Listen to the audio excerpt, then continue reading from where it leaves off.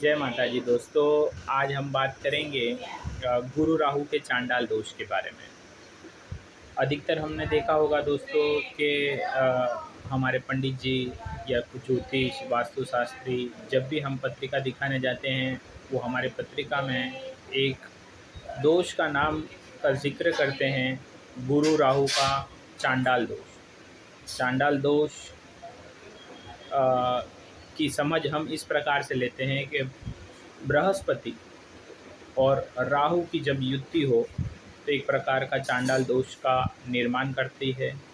चांडाल के नाम भावार्थ से हमको एक चीज़ संबोधित होती है कि गुरु जो दिशा दिखाता है वो दो प्रकार के होते हैं, एक सद्गुरु होता है और एक चांडाल गुरु होता है। सद्गुरु हमको सच्चा मार्ग दिखाता है और चांडाल गुरु हमको गलत मार्ग दिखाता है।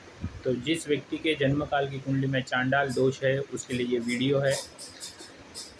चांडाल योग की निर्मिति तो हम लोगों ने देख ली कि एक ही पत्रिका में, एक ही भाव में, एक ही राशि में जब गुरु और राहु की युति हो जाए, दोनों एक दूसरे के साथ में हो जाए तो ये दोष निर्मिति होती है। ये दोष की निर्मिति के मुख्य कारण क्या हो सकते हैं दोस्तों? हमारे पूर्व भव के कर्मों के अनुसार, हमारे माता पिता के इस भव के कर्मों के अनुसार हमारी कुंडली की रचना होती है। आधान कुंडली अपने वैदिक एस्ट्रोलॉजी में एक बहुत बड़ा मायने रखती है। इसका महत्व इस प्रकार का है कि जन्म से 273 दिन, 270 दिन, 9 महीने पहले की भी एक आधान कुंडली होती है जब गर्भकालीन में व्यक्ति का चयन होता है। चयन अनुसार उसके पूर्व भव के पाप पुण्य के हिसाब से उसको गोत्र कर्म मिलता है, नाम कर्म मिलता है, शरीर बंध मिलता है, किस प्रकार की काया होगी, किस क्षेत्र में होगा, कौन से परिवार में होगा। तो पूर्व भव के कर्मों के अनुसार ही हमारे पत्रिका में योग आते हैं जो राजयोग कारक होते हैं और दोष आते हैं। तो आइए देखते हैं गुरु राहु का चांडाल दोष किस प्रकार बनता है।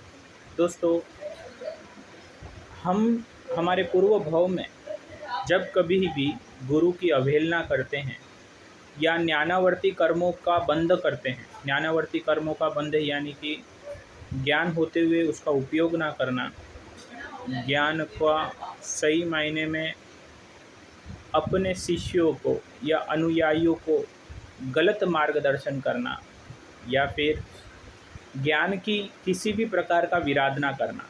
जैसे कि कोई सद्गुरु सत्संग ले रहा है या कोई स्कूल में, कॉलेज में टीचर्स लेक्चर ले रहा है और हम उनकी उपासना करें या व्यंग करें या फिर चालू लेक्चर में सो जाएं, तो इस प्रकार से हम ज्ञान की विराधना करते हैं, अविनय करते हैं। चालू सत्संग में कथा के ऊपर ध्यान ना देना या हमारे धर्म ग्रंथों, वेदों, पुराणों की उपासना करना, अवहेलना करना, इस प्रकार सारे कारण बनते हैं गुरु राहु की युति के, जो आगामी जीवन में, आगामी भव में हमको चांडाल दोष बन करके आते हैं। साथ ही साथ जब हम देव द्रव्य का भोग करते हैं, देव द्रव्य का यानी कि कोई भी सेवा, पूजा, अभिषेक, अनुष्ठान कराते हैं और विद्वान को जब हम बुलाते हैं, चाहे वो पंडित हो, चाहे कोई ब्राह्मण हो, चाहे कोई वेद मंत्रों से युक्त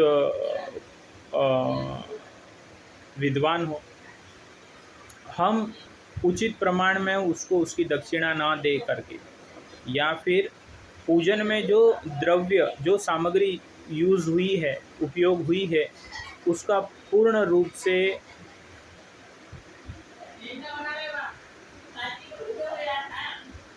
से भुगतान न करें तो फिर भी वो सद्रव्य पूजा नहीं कहलाती है।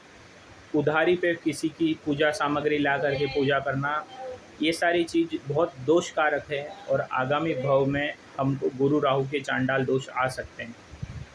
साथ ही साथ तीर्थ के क्षेत्र में या मंदिर के प्रांगण में या तीर्थ नदी को दूषित करना भी गुरु राहु का चांडाल दोष दर्शाता है।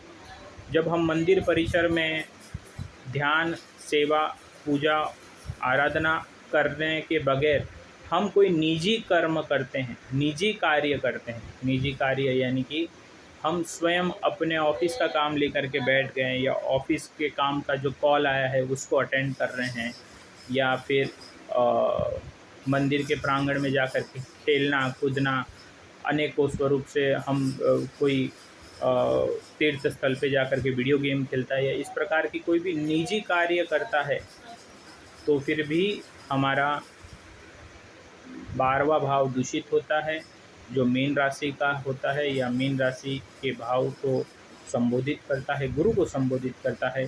9वां भाव भी धर्म का है। इस प्रकार से गुरु राहु का चांडाल दोष हमारे पत्रिका में बन जाता है। राहु एक प्रकार का अंधकार है, अज्ञान है। गुरु एक प्रकार का ज्ञान है। इन दोनों की युति चांडाल दोष की निर्मिति करती है। गुरु ग्रह बृहस्पति जो देवों के गुरु हैं, ये 9वें भाव को भी संबोधित करते हैं, जो भाग्य का स्वामी। तो गुरु राहु का चांडाल दोष जिसके पत्रिका में होता है, उसके पूर्व भाव में उसने गुरु दक्षिणा या गुरु का ऋण कहीं ना कहीं बाकी रख लिया होगा, या विद्या अभ्यास का पूर्ण रूप से उसने अपना भुगतान नहीं किया होगा। तो इस प्रकार का दोष बनता है। हम उदाहरण के तौर पे जब एकलव्य की कहानी सुनते हैं तो कहीं ना कहीं उसकी पत्रिका में इस प्रकार का दोष होगा ज़रूर, जिसकी वजह से उसको सही प्रमाण में गुरु का सौभाग्य प्राप्त नहीं हुआ, और हुआ तब भी वो अपने निजी कारणों की वजह से उसका अंगूठा ले लिया गया। तो ऐसे दोष से इस प्रकार की हानि ज़रूर होती है। जब हम पिता की बातें, पिता हमारा पहला शिक्षक होता है, पहला गुरु होता है हमारे जीवन का, जो सांसारिक सुख सुविधाओं को किस प्रकार से सर्जन करना है, अर्जन करना है, दोनों सिखाता है। तो उनकी भी जब हम सेवा पूजा नहीं कर पाते हैं, उनकी उस प्रकार से हम देखभाल नहीं कर पाते हैं, तो फिर भी गुरु राहु का चांडाल दोष हमको पीड़ित करता है और आगामी भाव में वो हमारी पत्रिका में बन करके आता है। तो इस प्रकार से इसकी योग की निर्मिति होती है, जो पूर्व भाव के बाधित कर्म के हिसाब से बनती है। हम इस भाव में अगर गुरु राहु का चांडाल दोष है तो किस प्रकार से उसका निवारण किया जाए। दोस्तों, हम लोगों ने देखा है कि पंडित जी गुरु राहु के संयुक्त स्वरूप से जाप करके उनका अभिषेक करवाते हैं, उनके यंत्र की स्थापना करके उसका दशांश होम कराते हैं, फिर इस प्रकार की गुरु राहु की शांति होती है। पर ये एक प्रकार की द्रव्य पूजा हो गई। किस प्रकार से हम तांत्रिक मंत्र के द्वारा उसकी शांति करते हैं, पर अध्यात्म स्वरूप से किस प्रकार से इससे छुटकारा पाया जाए। हमको सबसे पहले है कि हमको गुरु दीक्षा ले लेनी है, हमको गुरुमुखी बन जाना है अगर ये दोष पत्रिका में है। साथ ही साथ दूसरे नंबर में जितना हो सके उतना ज्ञान की सेवा करनी है। ज्ञान की सेवा यानी कि किसी की भी स्कूल की, कॉलेज की फ़ीस भर देना, या फिर किताबें, पेन, कलम का इस प्रकार की वस्तुओं का छात्रों को दान करना, और बने तब तक भागवत का सतत पाठ करते रहना। जिसकी भी पत्रिका में गुरु राहु का